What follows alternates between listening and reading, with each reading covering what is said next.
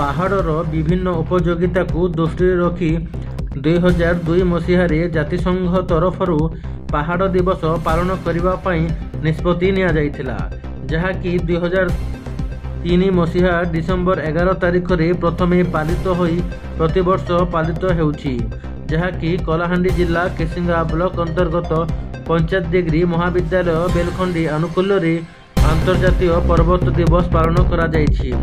ଆନ୍ତର୍ଜାତିକ ପର୍ବତ ଆରୋହଣକାରୀ ଶ୍ରୀଯୁକ୍ତ ଯୋଗବ୍ୟାସ ଭୋଇଙ୍କ ନେତୃତ୍ୱରେ ମରାମପୁର ବ୍ଲକ ଅଧୀନସ୍ଥ ଅଲାତରା ଗ୍ରାମ ପାଖେ ଥିବା ସୁନାମୁଖୀ ପାହାଡ଼କୁ 38 ଜଣ ଛାତ୍ରଛାତ୍ରୀ ଆରୋହଣ କରିଥିଲେ।